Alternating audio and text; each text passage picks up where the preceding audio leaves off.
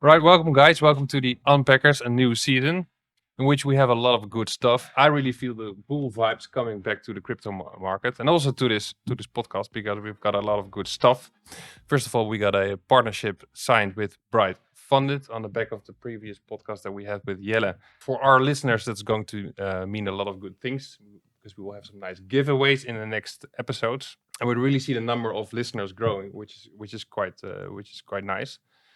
Yeah, and we are sitting here with a fully doxed guru, which I'm glad to announce you as Jip Molenaar. Welcome, Yes, Jip. thank you very much. How does it feel? I think it was about time, and I was just talking about it to Michael, and I think I was quite nervous because it was quite a long build up as well, and we were hyping it quite a bit that I was about to dox myself. But now that I finally done so, I feel amazing, and I feel a lot of good vibes, a lot of good energy, and I'm very excited for it. Definitely. Yeah, what remains the same though is that Ilko and myself keep unpacking this crypto trading game from an honest and transparent, yeah, let's say, perspective. Because that's what it's all about, trying to learn the game of trading. And I can tell you, for the ones that follow our Twitter account, it's not a glorious game. It's a lot of pain as well. But now, without further ado, I'm very happy to go to the guest of today, Michael van der Poppe. Welcome to our show. Thank you very much. I'm happy to be here with you guys and also with you being doxed. I think Yeah. I think more people should be doing that. So I'm glad to see that. Why do you think so? Well, I think to bring crypto to the next level, you need to have more people there, or trading in general, that are actually fully doxed. It represents the entire community, so you build some more trust, responsibility, and all those things.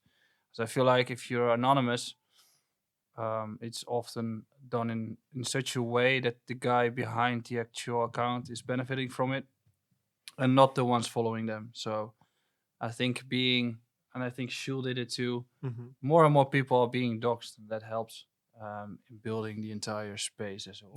Yeah. Oh, absolutely. For us as retail guys, you never know what all these big accounts are tweeting, and you don't know who's behind it, and then you feel that that you're being manipulated because you see a big account and you see a lot of these people who are hyping these tweets, and you also think, okay, there's a complete mechanism of fake shit behind it. So Yep, that's true. yeah, Yeah, I cannot deny that, and it probably will stay that way for a while. But at some point, crypto is gonna be better. But I think with Yep being doxed, and I think some more guys doing that. Miro is doxed. Yeah. Yeah. Um, Pentoshi is kind of doxed. His Instagram is open. I think through that you can see that crypto is progressing, because back in the day when I started, basically no one was doxed except for Madelon and me and Yeah. myself. Yeah. And right now, with the amount of people doing it this way, you can see that the followers are shifting towards those accounts as well. Yeah. So that will continue to do so, because at some point, being anonymous is not going to work anymore. I think it will be a bit of a domino effect as well, right? The more course. people do it, the more people will follow because they see the effects and they see that the trust that it gives to the following, and the more people that start following the people that are actually doxed and actually want to give some transparency to the space. It's also basically what the space was developed for, right? A transparent blockchain, a transparent Yeah. crypto True. space. So I think, it's about time that more and more people dox themselves.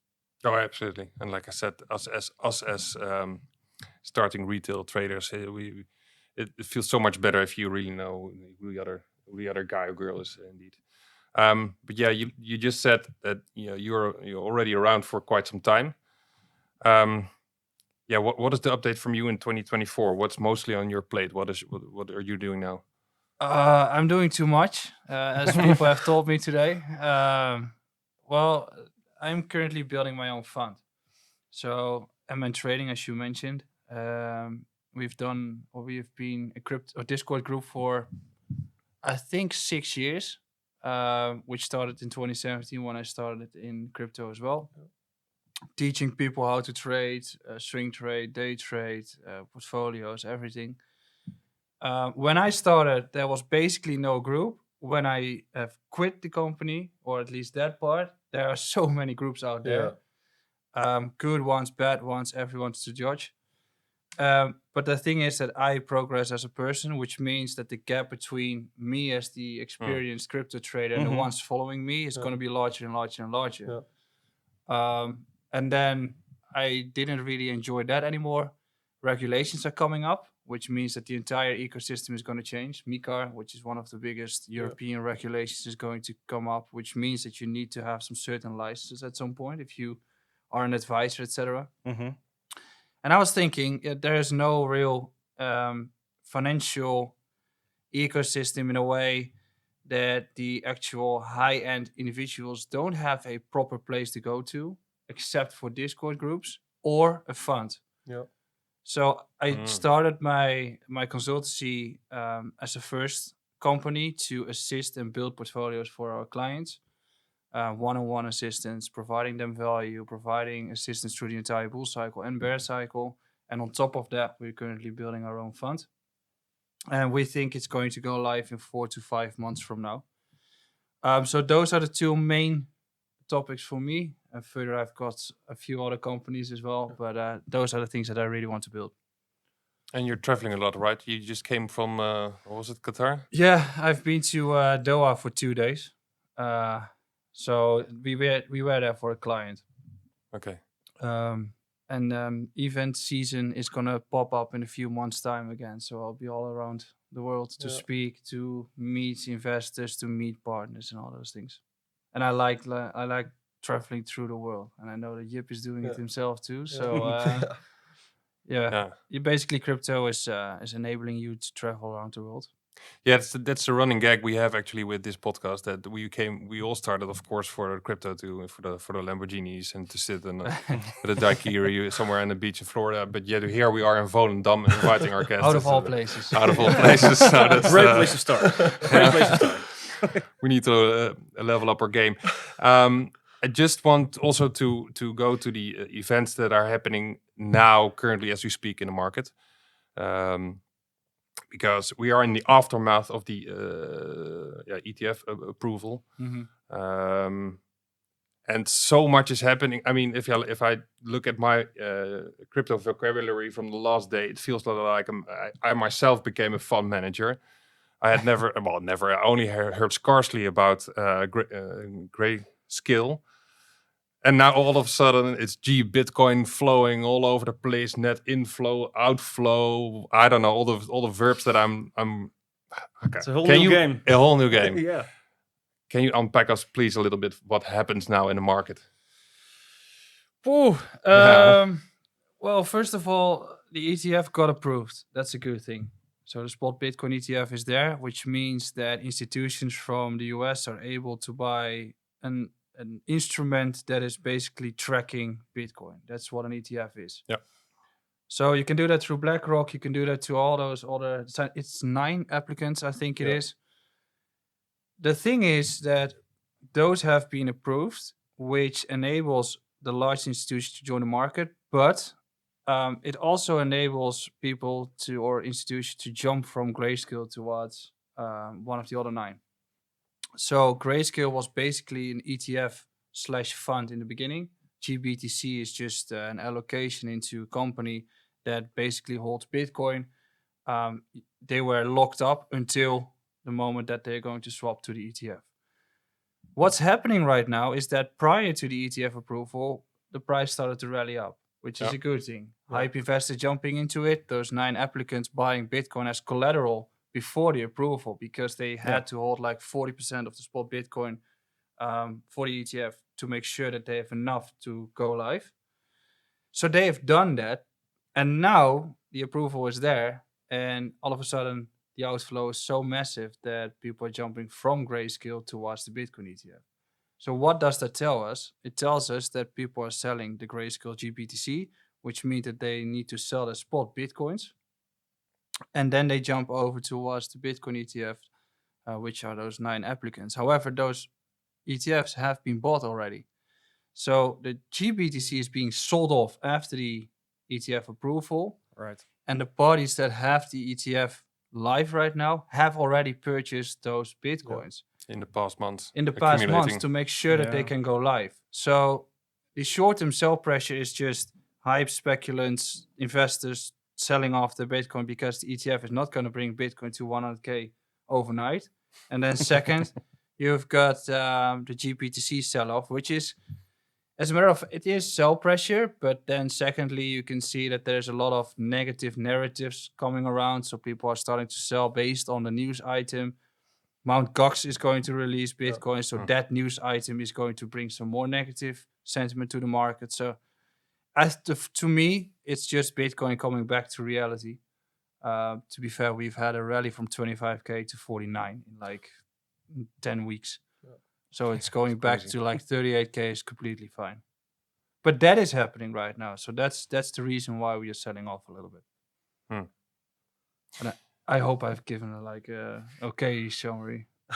Well, I remember that a couple of months ago, it was all CME gap this, CME gap that. That was completely, that was the buzzword. And you I don't know, you became a macroeconomic, you needed to be a macroeconomic expert almost at the time. Yeah.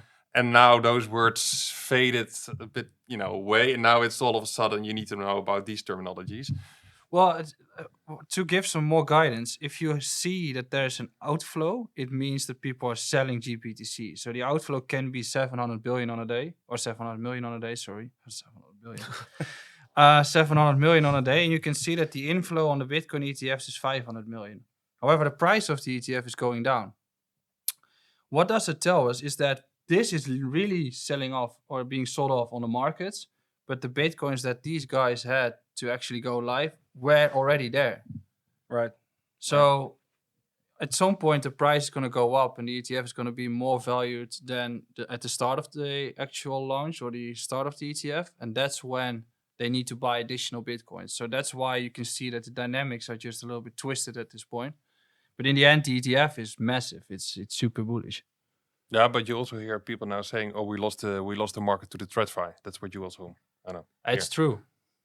It is Wh- true. What does that mean? Well, right now we've got parties joining the markets that are way bigger than the previous parties dominating the market. So if BlackRock and all the other big guns are coming into the markets, they dominate the TradFi market, so they can move the markets what they want. The ETFs are going to be moving the markets instead of funding rates and CME gaps, and they are so large that at some point you need to check the volumes and the liquidity. But CME and the ETFs itself are gonna be having much more volume, and therefore they are the market movers. So the previous whales were the exchanges and I don't know what other companies, but now they will look, I don't know, sharks in comparison to the. Yeah, shrimps basically. Okay. Yeah, BlackRock is just the magnitude that nobody in crypto can compare to.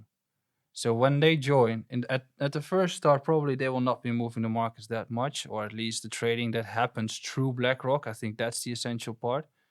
But at some point you will see, and it's going to be a topic, that the volatility or the volume is coming through them.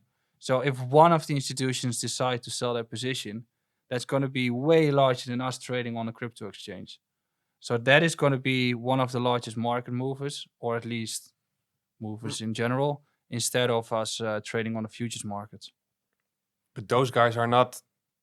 I mean, they people who buy products from BlackRock are not behind a trading view, looking at fair No. value gaps and No. in and out.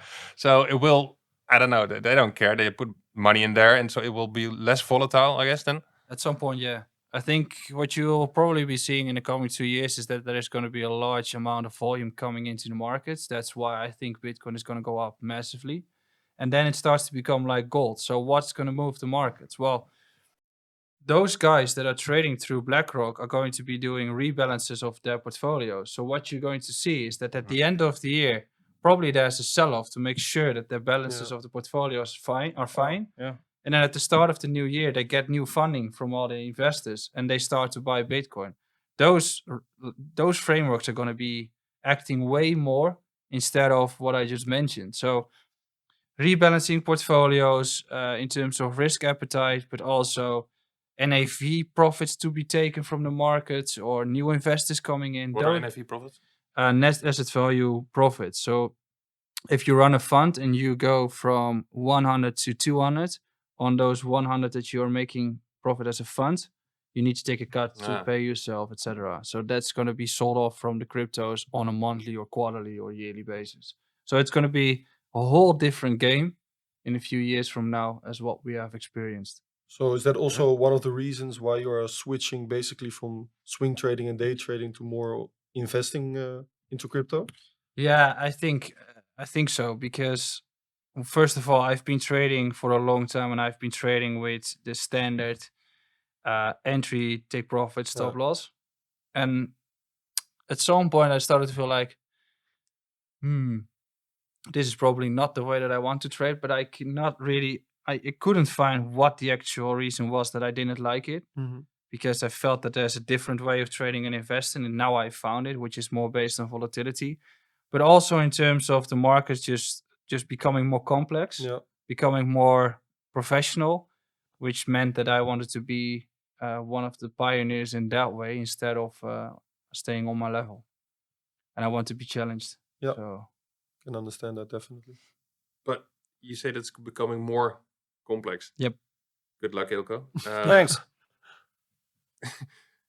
Then why should we as retail even try to play this game, or should we play it completely different? ooh, Is there a game to play? look, if you're a retail and if you're a trader in the market, you should know that there are players out there way more experienced than you, always. So what you should be doing is that you should learn one skill as good as possible and stick to it, or jump into a niche. So like playing certain altcoins or whatever, or just gamble. I guess those are the three options. Because if BlackRock joins the markets, you will never beat BlackRock. No, It's of just- course not. I mean, I mean, No way. some people try, but they lose. The thing is, it's just the dynamics change. So I think in the past 6 years, you had the ability to actually beat the markets in such a way that there were not those that difficult of competition in the markets. But now it's just one, becoming boring at some point, and two, it's becoming more complex, which also means that crypto is becoming a larger asset class, which also gives more segments and stuff. Like for instance, right now, Solana ecosystem pumping. We've got ordinals and BRC20 tokens, injective meme coins, and all those stuff. And I'm like, even I'm losing it Yeah, because there's so much happening at this point. Yeah. But yeah, that's how markets progress and become more professional. So I think in the next 2 years, I like the series, but I think it's the last dance of a relatively easy market to make a lot of money for crypto. which could be a perfect outcome of the series. If that's what we unpack, yeah. we unpack that, and that's also fine.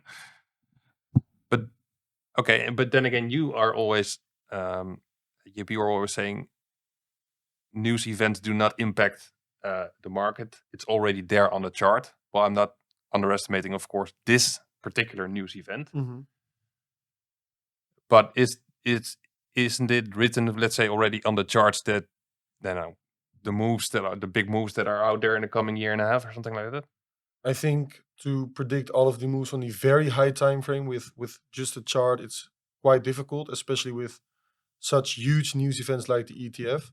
But what we have been seeing, in my opinion, over the past 2 years with the Luna crash, with the FTX event, and now also the Bitcoin ETF, I do believe that the moves could have been spotted on the charts in hindsight, but also before they even happened. Also, what we were seeing right now with Bitcoin holding the support right before the ETF rally really begun. It bounced from the, in my opinion, very pivotal support area twice in a row, and then it started the ETF rally from the previous accumulation range high.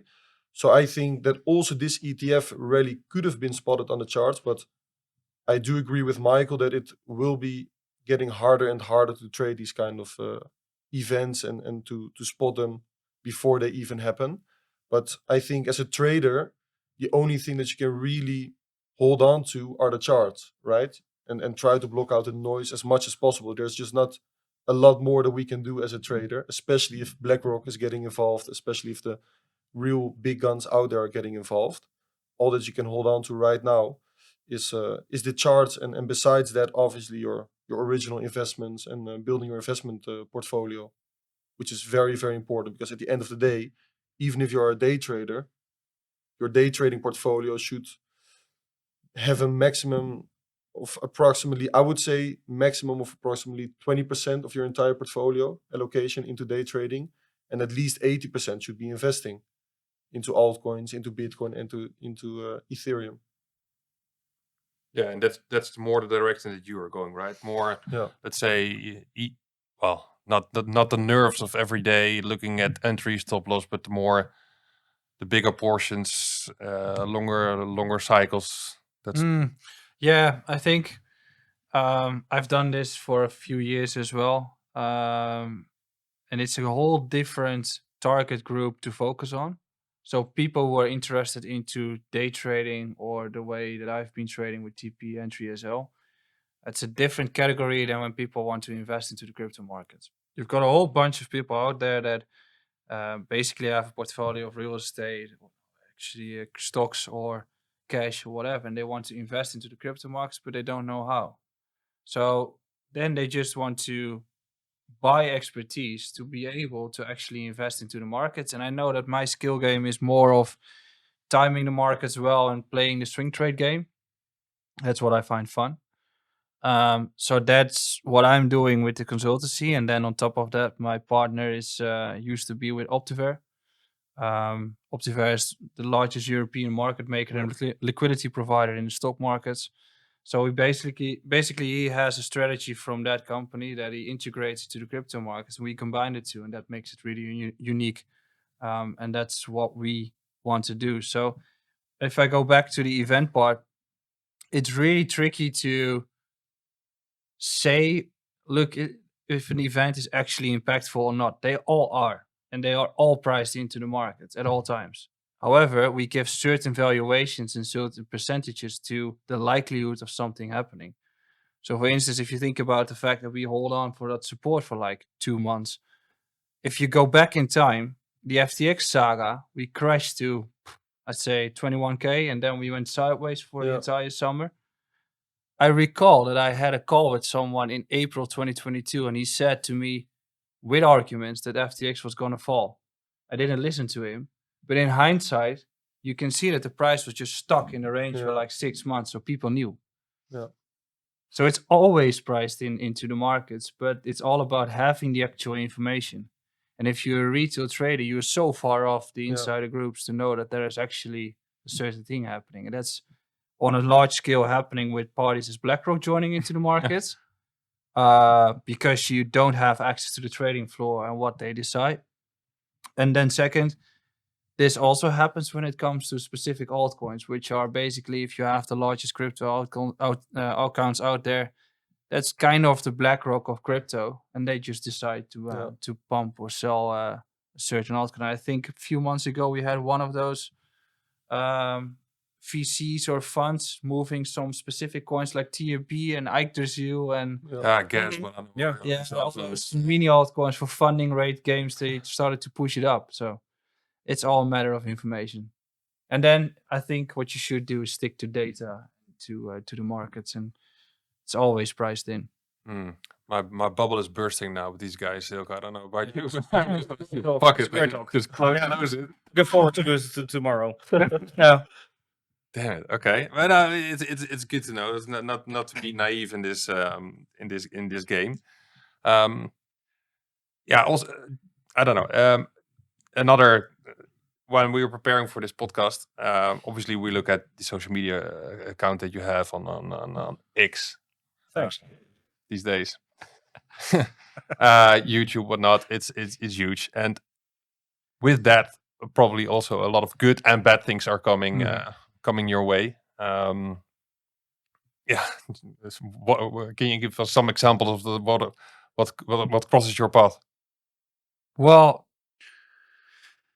when I started, I I wasn't aware of the fact that crypto became this large, that all of a sudden I've got such a large following and people recognize me on the street. So I was Yeah. like, okay. So the good things are, you get opportunities you wouldn't get at some point. So you can, like everybody knows, you can invest in certain projects. That gives you the opportunity to make a lot of money, which is great. You get the ability to be with investment opportunities like we're currently seeing with our fund, which probably I wouldn't have had if I was anonymous. I've got the ability to be at conferences on television, which I can share my own journey or spread some more education on crypto, which is good. So those are the good things, I guess.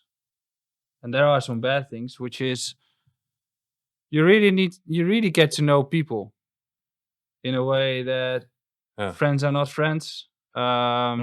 People that come to you during a bull market are gone through a bear market. And I've experienced one as the past few years were pretty difficult for me.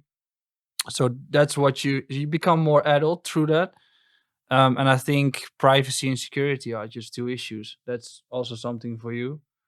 You need to be more aware of your own privacy or more aware of your own security. So because you become a target at some point, I need to be aware of that. Literally people who, of course. People like, I've been posting a lot of things about traveling, for instance, or showing during the previous bull cycle, showing that I've been buying some cars, buying some watches, all those things. If you post them and you say that you're away, people know where you live in literally 1 minute. So what I figured is that also another thing is if you post all those things, the invoices you get from all the companies are going double at some point. Everybody starts to look at you and want to get what you have. So in the end, I think being out there, transparent and open is good for some certain parts. However, for your own personal life, it's nobody's business. So that's why I don't post that much of myself anymore. And it also is different if you have a girlfriend that lives into your own apartment, then becomes a little bit more tricky what you're going to be posting. So I don't post that much from my personal perspective because you need to be more aware of the position that you have. Yeah. But you had to find out the hard way. Yeah. To be fair, yes. Yeah. That's what I read between the lines. I think everybody goes through ups and downs in life, and sure. through the downs, you start to understand what's really valuable. Sure. I Yeah. am now also starting to become one of the unpackers on how to be a fully doxed influencer. Yeah. It's funny that if you get opportunities at some point because you are undoxed, or because you're doxed. It's a paradox. Yeah. And when you, like, certain people came to me during the previous bull cycle with investment opportunities or partnerships, and if you during that period, I didn't have like a group around me that really was there to just save me for those things. So I was just out there finding everything fun and stuff. And then they take the opportunity to grab as much as they can for themselves. So if someone famous comes to you for an investment opportunity, you're like, whoa, this is something really big. But if you start to think about what they want, it's not about you, it's about the money you have or about anything else that you have. So it's just a gradual path that you start to learn what people want. But at the end of the day, you need to know what you want. And if you know that, then you'll be fine. But you're in this. I don't know. I look at you and I see mixed also sort of emotions from that journey from the last so many years. How do you reflect back on that right now? Are you happy with what you did? Yeah, I think everything happens for a purpose. So I'm happy that those things have happened. I would love to see it in a different way because then I would be at a different spot right now. But at this point, I think because those things happened, I can come further than what I should have been. And I think if those didn't happen, then it would have been happening in 2 years from now. So I'm fine. Things happen, the good and the bad. And now we're going to watch the good. It's going to be a good ride. So I mean, it's the same as, for instance, the crypto markets are going to be into a bull cycle. It's going to be great. it's going to be glorious for everyone. But I think that if the ETF is going to have the impact that I expect it to have, it's going to be the final real easy bull cycle to happen, which automatically means that the markets are going to go probably higher than everybody expects, which then also means that the next bear market is going to be disastrous and longer than everybody expects. So in the end, I think that the coming few years are going to be more fun for everyone as long as it stays there. But when you are a back holder from the top in this bull cycle, it's going to take a long time to get You out of made it. community member for a long time. Okay. So there's always a good and a bad in things. Okay, but let's stick on the good. There were some positive vibes. I heard some positive vibes.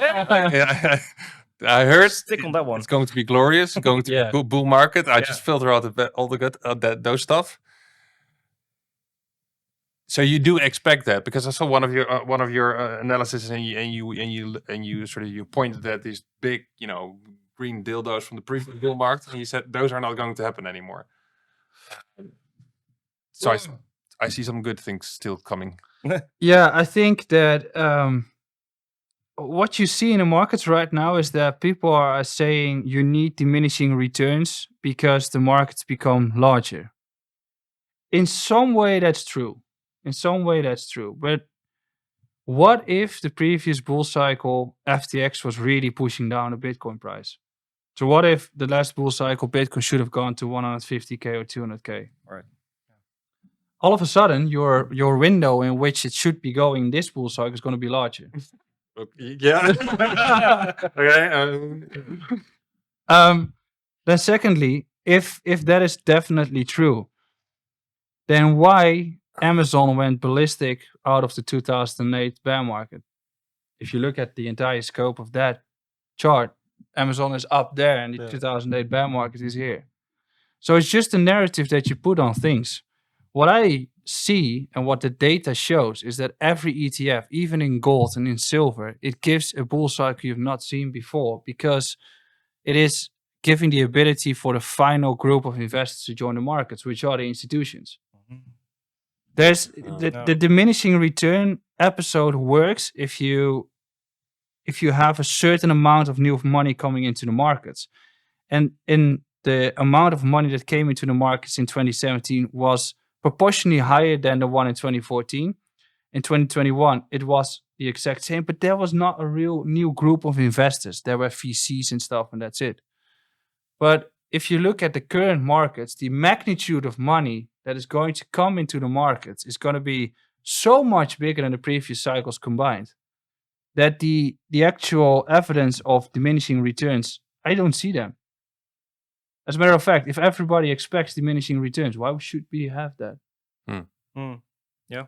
I'm just always like concerned if what everybody expects is the actual reality.